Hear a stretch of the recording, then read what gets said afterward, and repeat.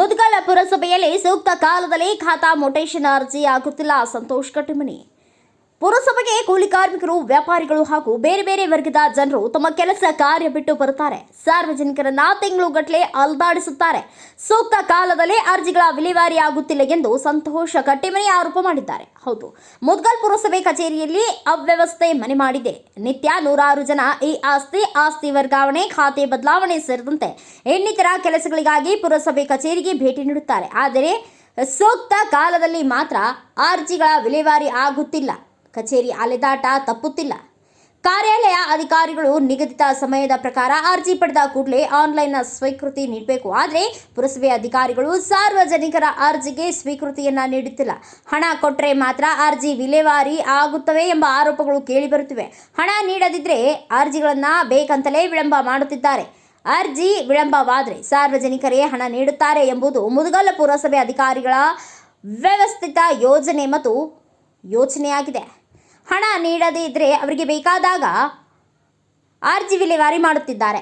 ಖಾತಾ ನಕಲು, ಮುಟೇಷನ್ ಸೇರಿದಂತೆ ಯಾವುದೇ ಕೆಲಸ ನಡೆಯಬೇಕಾದರೂ ಕೂಡ ನೇರವಾಗಿ ಸಾರ್ವಜನಿಕ ಹೋದರೆ ಕೆಲಸಗಳು ಆಗುತ್ತಿಲ್ಲ. ಬದಲಾಗಿ ಬ್ರೋಕರ್ ಮೂಲಕ ಸಮೇತ ದಾಖಲೆ ಸಲ್ಲಿಸಿದರೆ ಮಾತ್ರ ಕೆಲಸ ಕಾರ್ಯಗಳು ನಡೆಯುತ್ತಿವೆ ಎಂಬ ಆರೋಪ ಹಿಂದಿನಿಂದಲೂ ಕೇಳಿಬಂದಿತ್ತು. ಅದಕ್ಕೆ ಪೂರಕವಾಗಿ ಇತ್ತೀಚಿನ ಬೆಳವಣಿಗೆಗಳು ಅದಕ್ಕೆ ಮತ್ತಷ್ಟು ಪುಷ್ಟಿ ನೀಡಿದೆ.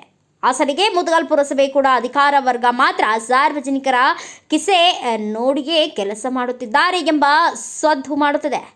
ನೇರವಾಗಿ ಹಣ ಕೇಳಿದರೂ ಬ್ರೋಕರ್ ಮುಖೇನ ಫೈಲ್ ಸಲ್ಲಿಸುವಾಗ ಫೀಸ್ ಜೊತೆಗೆ ಲಂಚದ ಹಣವು ಕೊಡುತ್ತಾರೆ ಎಂಬುದು ಮಾತು ಚಾಲ್ತಿಯಲ್ಲಿದೆ ಎಂದು ಆರೋಪ ಮಾಡಿದ್ದಾರೆ.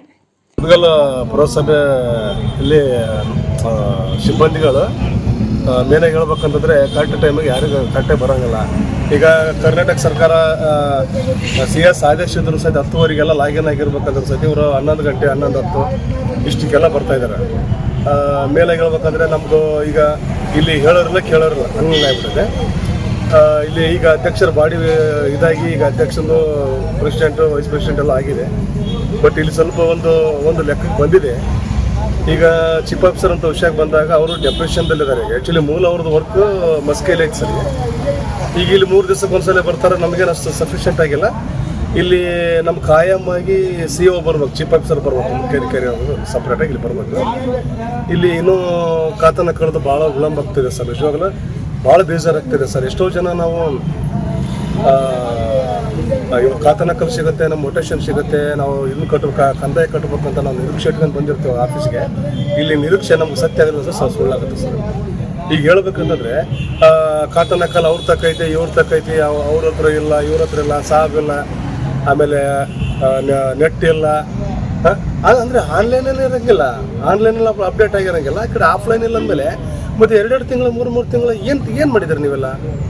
ಯಾರು ಪ್ರಶ್ನೆ ಮಾಡೋಂಗಿಲ್ವ ನಿಮಗೆ? ಅಂದರೆ ನಿಮ್ಮ ಇಷ್ಟ ಬಂದಂಗೆ ಡ್ಯೂಟಿಗೆ ಬರೋದು, ನಿಮ್ಮ ಇಷ್ಟ ಬಂದಂಗೆಲ್ಲ ಹೋಗೋದು, ನಿಮ್ಮ ಇಷ್ಟ ಬಂದ ಕಾರ್ಬಾರ್ ಮಾಡ್ತಾಯಿದ್ದಾರೆ.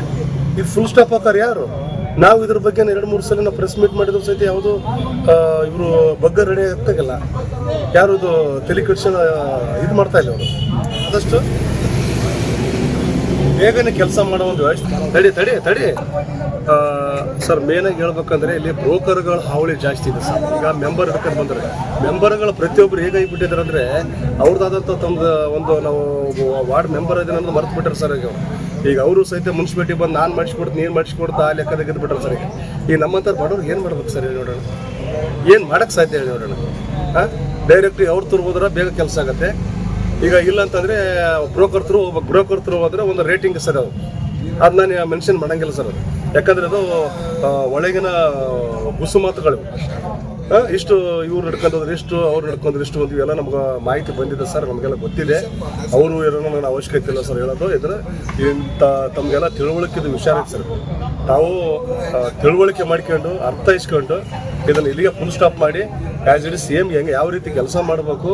ಸರ್ಕಾರಿ ನಾವು ಸೂಚನಾ ಫಲಕದಲ್ಲಿ ಏನು ಅವಧಿಗಳಿದಾವಲ್ಲ, ಟೈಮಿಂಗ್ಸ್ ಇದಾವಲ್ಲ, 45 days, 30 days, 15 days, 1 week, so ಆ ಶೆಡ್ಯೂಲ್ ನೀವು ಮಾಡಿಕೊಟ್ರೆ ತುಂಬ ಧನ್ಯವಾದ ಅಂತ ನಾನು ಇಷ್ಟಪಡ್ತೀನಿ ಸರ್. ಬಟ್ ಬ್ರೋಕರ್ ಹಾವಳಿ ಮಾತ್ರ ದಯವಿಟ್ಟು ತಪ್ಪಿಸಲೇಬೇಕಿದೆ. ಮಂಜುನಾಥ್ ಕುಂಬಾರ್, ಭಾರತ ವೈಭವ ನ್ಯೂಸ್, ಮುದಗಲ್.